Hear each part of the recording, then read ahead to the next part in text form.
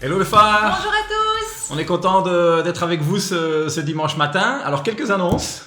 Quelques annonces. Tout d'abord, on espère que vous allez tous bien. Sachez que vous nous manquez et on essaye, comme vous l'avez vu, de mettre vraiment pas mal de choses en place pour rester connectés. Et donc, on vous invite ce matin à un mini-culte, comme on l'a appelé, vraiment un temps de louange avec Pascal. Et puis évidemment, une petite prédication aussi de notre cher ami ici à ma gauche. Et donc, en route vers Pâques, ensemble. Alors, on vous propose, comme la semaine dernière, de liker la page. Si vous êtes sur Facebook, ça va permettre d'être un peu plus visible, de la partager et aussi de prendre un temps maintenant au calme, peut-être débrancher les smartphones, en tout cas les notifications.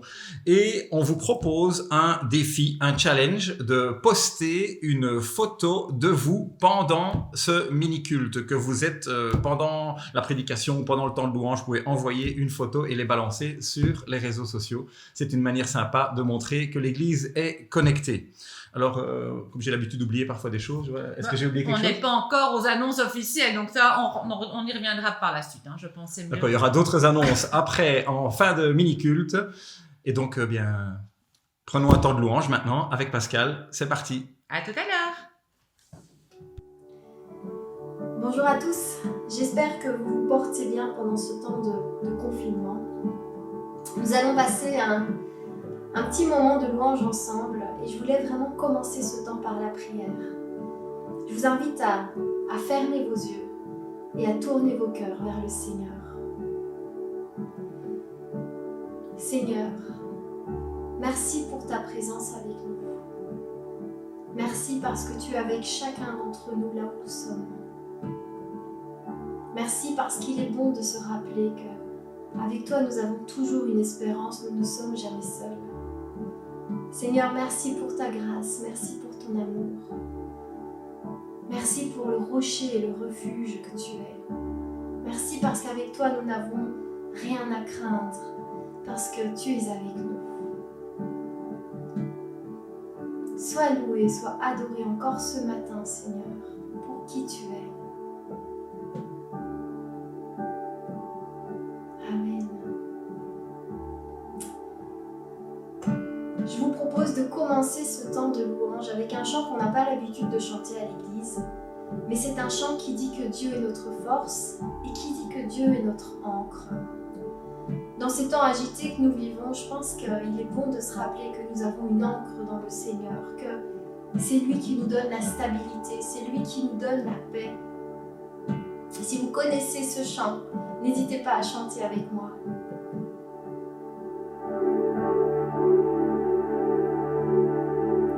Dieu, tu es ma force, ma consolation, une lampe devant mes pas.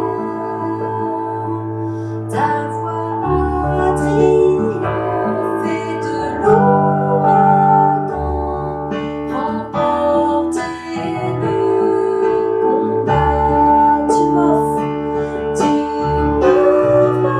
chaque jour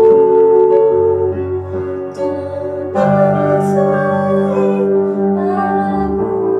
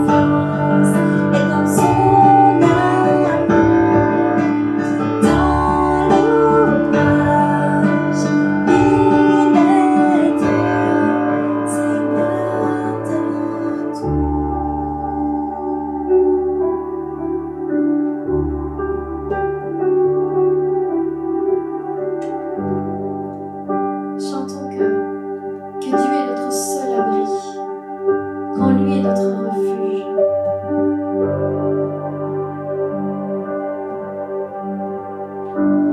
Mon seul abri, c'est toi. Toujours mon cœur te chantera, car tu me délivres.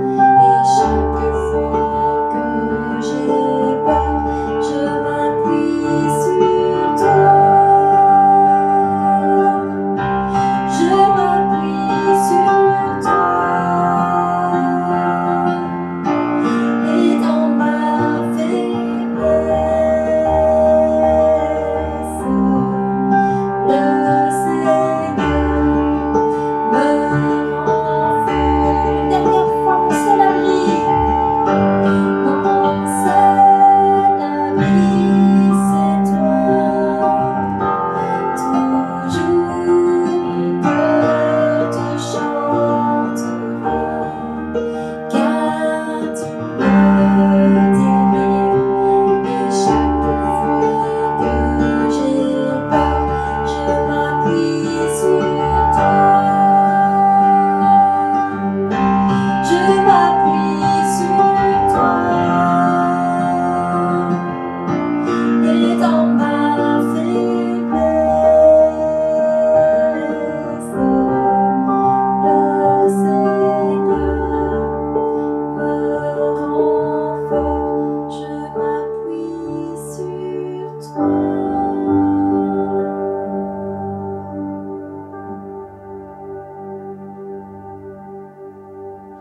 Bonjour à vous tous qui nous rejoignez ce matin en cette période de chemin vers Pâques. Alors cette semaine, comme vous, confinés à la maison, ça ne nous empêche pas d'avoir des contacts avec notre voisinage, les personnes qui sont autour de nous. Et il faisait beau et voilà que nous avons la visite de notre facteur qui nous amène un colis. C'était l'occasion de lui offrir une petite tasse de café en gardant la distance et les consignes de sécurité. Et donc on s'est assis pendant quelques instants sur le bord de l'entrée de notre maison et on a eu une conversation intéressante. Et il sait que nous travaillons à Nivelles, au Puy, il vient nous amener le courrier là-bas aussi et il avait quelques questions sur qui nous sommes, ce qu'on fait. Et c'était vraiment un très chouette échange ensemble. Et cet homme a commencé à poser des questions, à parler un petit peu de ce que lui, il croyait par rapport à Dieu, par rapport à la religion, par rapport à Jésus. Et je l'ai écouté, c'était vraiment intéressant de voir ce que lui croit là où il est. Et à un moment donné, je lui ai simplement partagé, je lui ai dit en tout cas, pour ma part, moi quand je lis les paroles de Jésus, ça me bouleverse. J'ai été bouleversé et ça a initié un cheminement en moi, il y a des années déjà. Mais ce que Jésus a dit, moi je lui ai dit que personne n'a jamais dit ce que lui a dit. Et il était curieux. Il m'a dit, mais qu'est-ce qu'il a dit? Et là je lui ai dit, écoute, je vais te donner un petit cadeau. Et je suis monté dans mon bureau et je lui ai remis un petit évangile comme ceci. Je lui ai dit, écoute, voilà, ce que Jésus a dit est écrit ici. Prends le temps en cette période de Pâques pour le lire pour toi-même et découvrir ce que Jésus a dit, parce que il a dit des choses extraordinaires et on ne peut pas le comparer à d'autres par rapport à ce qu'il a dit. Il était très curieux, il est parti, il m'a remercié et il m'a dit, je lirai 2-3 pages, puis après, si j'en ai marre, j'arrête. Et donc je lui ai dit, comme tu veux. Voilà, en tout cas, il est parti avec un évangile, tout content. Cet évangile, c'est un exemplaire de l'évangile de Jean. L'évangile de Jean a cette phrase qui nous dit au chapitre 7, verset 46, qui nous dit « Jamais personne n'a parlé comme cet homme. Jamais personne n'a parlé comme cet homme. » L'évangile de Jean, il a été écrit par un témoin oculaire, Jean. Lorsque Jean écrit cet évangile, ce récit de la vie de Jésus, il y en a 4 dans la Bible, Jean n'a pas en tête qu'il écrit la Bible. La Bible a été compilée, les 66 livres de la bibliothèque de la Bible ont été compilés, en partie déjà avant la venue de Jésus, et le Nouveau Testament, la deuxième partie de la Bible, plusieurs siècles après. Mais lorsque Jean, ce témoin oculaire, écrit, il écrit avant sa mort et il a envie que les gens autour de lui sachent ce qu'il a vu, ce qu'il a entendu, ce qu'il a touché, ce qui l'a bouleversé, et il dit, il faut que vous sachiez, parce que ce que j'ai entendu, ce Jésus qui est venu, moi je l'ai côtoyé, j'étais avec lui, j'étais parmi les plus proches, il a dit des choses, il a fait des choses comme personne d'autre, des choses extraordinaires. C'est pour ça que Jean écrit, c'est pour ça que nous avons cet évangile dans nos Bibles. Et Jean avait envie de dire à ses auditeurs, c'est une sacrée bonne nouvelle. Ce que Jésus est venu dire, personne d'autre n'a jamais parlé comme lui. C'est une sacrée bonne nouvelle. Alors ce n'est pas Jean qui a fait cette déclaration que nous avons lue dans ce verset, c'est un des gardes des religieux du temple, mais nous y reviendrons un petit peu plus tard.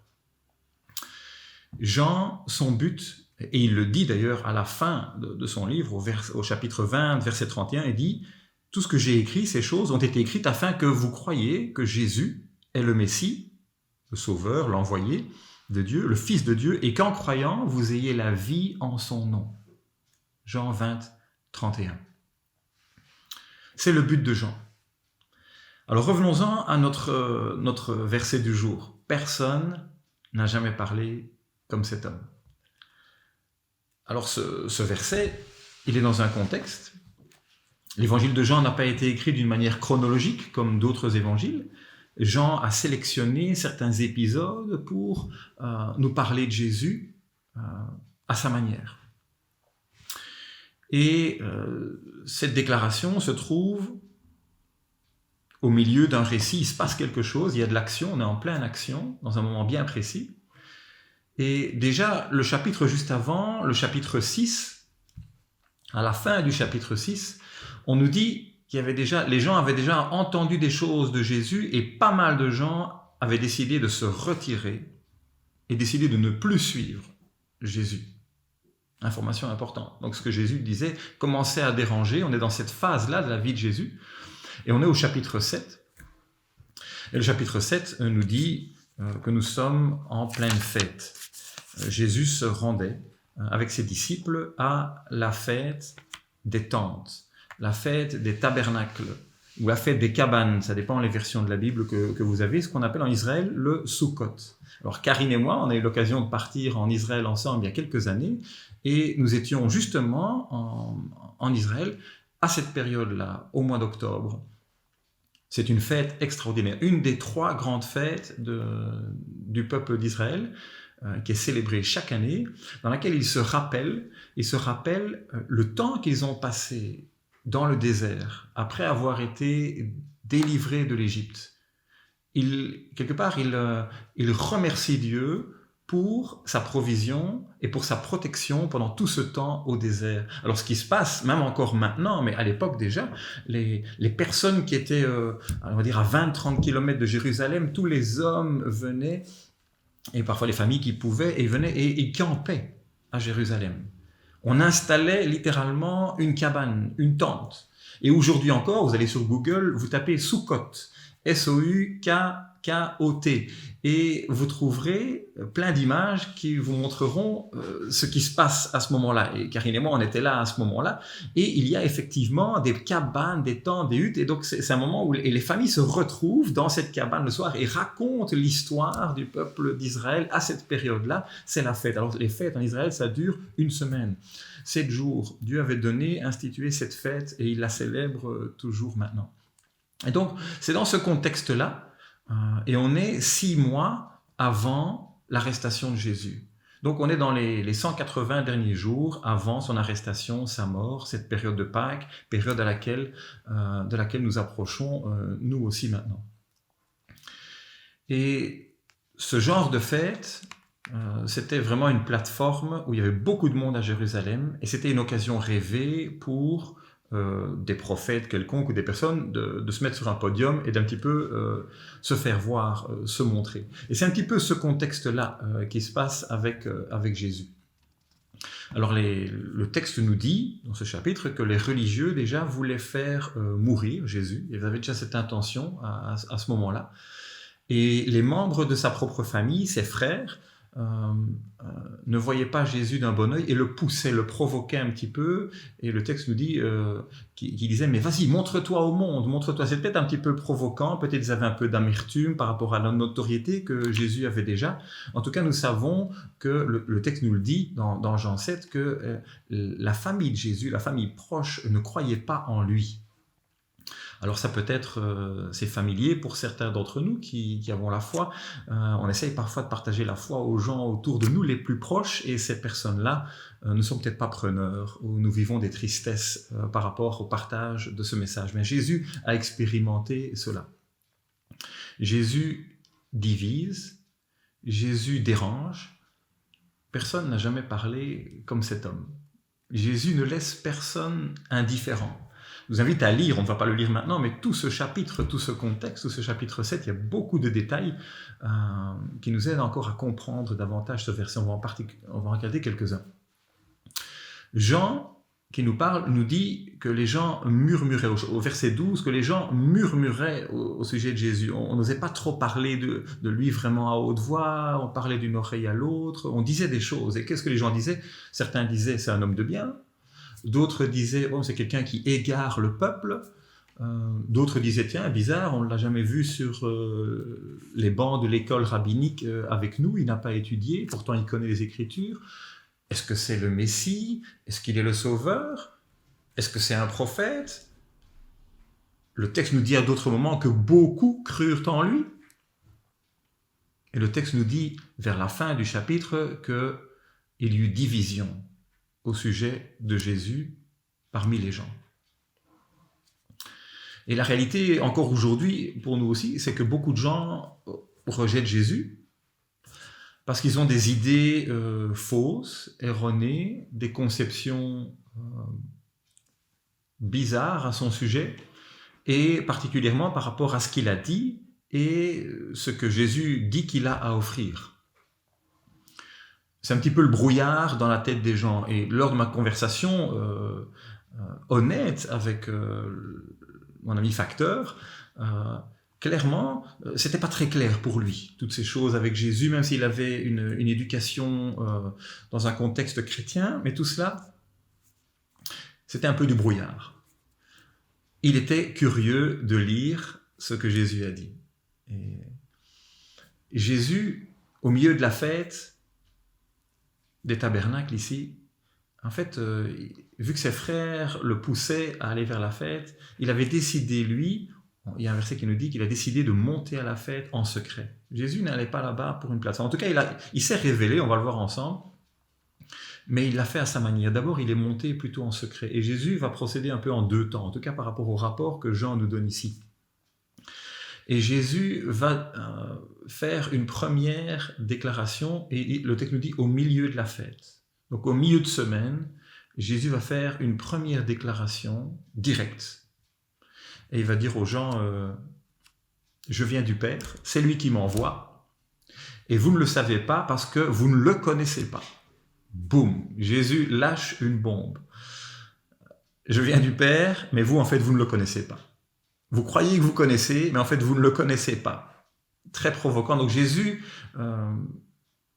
dérange. Ses paroles ne sont pas incompréhensibles. Elles sont pertinentes. Et pour ses auditeurs, c'était fort d'entendre cela. Et plus tard, le texte nous dit, au verset 37, c'est le dernier jour de la fête. Le dernier jour de la fête, là, Jésus va faire une apparition fracassante. Il va se montrer, il va se révéler vraiment publiquement. C'est un moment fort dans cette fête. Il y a de la joie, il y a du monde, et surtout le dernier jour de la fête. Et Jésus va décider, parce que le texte nous dit aussi qu'à un certain moment, ce n'était pas encore le moment pour lui. Donc Jésus savait à quel moment il allait faire les choses. Il a choisi son moment, le dernier jour de la fête. Et là, il a parlé haut et fort. Le texte nous dit qu'il s'écria. Ces versets qui nous ont été placés sur nos méditations du chemin vers Pâques toute cette semaine, il faisait partie de ces versets, les versets 37 et 38. Jésus, debout, s'écria, « Si quelqu'un a soif, qu'il vienne à moi et qu'il boive. Celui qui croit en moi, des fleuves d'eau vive couleront de lui. » Comme dit l'Écriture. Et Jésus cite l'Écriture qui fait allusion à une promesse que ces choses vont se passer. Jésus invite tous les auditeurs, lors de cette fête, les oreilles chauves, il invite, c'est une déclaration ouverte, à croire en lui et à recevoir de lui. Une invitation pour des hommes, des femmes, des jeunes, affamés et assoiffés, à croire en lui, à le recevoir comme sauveur, comme Seigneur. Et ce texte fait allusion à la promesse. Jésus promet quelque chose. Il promet que des fleuves d'eau vive vont venir de lui s'il fait cette démarche, s'il vient au Christ et s'il le reçoit, s'il l'accueille. Et nous savons, en lisant le reste de l'Évangile et le reste de l'Écriture, que Jésus a promis de donner sa présence, la présence de Dieu même, son esprit, dans le cœur, dans la vie de celui qui croit. Quelle promesse! Le Saint-Esprit vient faire sa demeure. C'est une eau vive de la présence même de Dieu dans la vie du croyant. Et directement après cette déclaration fracassante de Jésus, il y eut division parmi la foule. Et les religieux avaient envoyé des gardes à cette même période. Ils avaient envoyé des gardes pour faire arrêter Jésus. Et en fait, ces officiers qui reviennent faire un rapport aux religieux qui les avaient envoyés, c'est eux qui font cette déclaration de ce verset qui nous intéresse aujourd'hui. Jamais personne n'a parlé comme cet homme. Ils reviennent bredouilles. Ils n'ont pas arrêté Jésus, mais ce qu'ils ont entendu les a cloués sur place, on va dire, bouleversés. Ils ont entendu des choses qu'ils n'avaient jamais entendues avant et ils reviennent sans avoir arrêté Jésus. Et lorsqu'on prend le temps de lire tout l'évangile de Jean, on rencontre d'autres déclarations de Jésus. Plusieurs. Des déclarations extraordinaires, bouleversantes. Jésus prétend être Dieu. Il prétend exister avant sa naissance. Il prétend être un berger qui vient mourir pour ses brebis. Il prétend être le seul chemin vers Dieu. Il prétend être le pain et l'eau qui donnent la vie éternelle. Il prétend être celui qui ressuscite les morts à la fin de l'histoire. Et il y en a d'autres. Toutes des déclarations. Jésus fait des déclarations disant « Je suis ». Voilà qui je suis. Des déclarations époustouflantes, uniques. Jamais personne n'a parlé comme lui. J'ai envie de nous lancer un défi à nous tous en cette période de Pâques. Cette période de Pâques spéciale, nous sommes tous confinés à la maison, nous avons du temps. En tout cas, certains ont plus de temps, parce que nous savons que pour certains, ce n'est pas vraiment plus de temps car ils ont plus de travail ou devoir s'occuper des enfants. Mais peut-être, si vous avez l'occasion de prendre un temps à part, pourquoi ne pas relire, si vous croyez déjà, c'est l'occasion de rafraîchir dans ce temps vers Pâques ces paroles de Jésus dans lesquelles nous croyons. À quel point les relire et peut-être prendre un évangile de Jean et souligner, ou dans nos Bibles, juste les paroles de Jésus pour nous rappeler à quel point ces paroles sont bouleversantes et comme jamais personne d'autre. Si vous découvrez, si vous entendez peut-être ces choses, si vous êtes défié par les paroles du Christ ou vous ne les connaissez pas, pourquoi ne pas prendre le temps pour simplement un défi intellectuel personnel, de pouvoir dire au moins « j'ai lu l'Évangile une fois dans ma vie », comme mon ami Facteur, même si à un moment donné vous vous arrêtez, c'est pas grave, mais moi je vous lance le défi. Lisez au moins l'Évangile une fois dans votre vie, entièrement, soulignez les paroles de Jésus, pour vous rendre compte ce qu'il a dit, parce que jamais personne n'a parlé comme cet homme. Alors l'étape suivante, pour tous, pour moi, pour vous, pour chacun de nous, c'est de prendre position en connaissance de cause, et pas sur les on-dit ou on a entendu que, mais soi-même, honnêtement, prendre position. Et un grand théologien du XXe siècle, que vous connaissez peut-être, C.S. Lewis, qui est l'homme qui a écrit les récits extraordinaires de Narnia et beaucoup d'autres ouvrages, il a dit que personne ne peut se contenter de dire que Jésus est un grand homme, un grand enseignant humain, un grand professeur de morale, parce que sur base des paroles que Jésus a dites et que nous avons, qui nous sont rapportées par les témoins oculaires, Jésus a dit des choses très claires à son sujet, et on ne peut pas dire simplement il était un grand homme. Non, non. Alors, soit c'est un fou, nous dit C.S. Lewis, soit c'est un menteur, un imposteur, ou encore quelque chose de pire, soit cet homme était vraiment le Fils de Dieu. Nous devons faire un choix. Parce que Jésus ne nous permet pas de dire n'importe quoi. Et Jésus a voulu être très clair à son sujet. Jésus n'a pas dit des paroles floues. Il a dit des paroles très claires à son sujet. Aucun homme n'a jamais parlé comme cet homme. C'est vrai. Jésus a dit qui il était. Et mon encouragement pour chacun de nous, c'est de ne pas nous arrêter là. Et en cette période de Pâques, une période que nous n'oublierons probablement jamais, vu les circonstances que nous vivons. Et je dirais, Jésus nous invite à venir, à manger, à boire, ça veut dire vraiment avoir une communion avec lui, à lui faire confiance et à trouver la joie éternelle en lui. Que Dieu bénisse et fortifie chacun aujourd'hui et dans cette période de Pâques. Amen.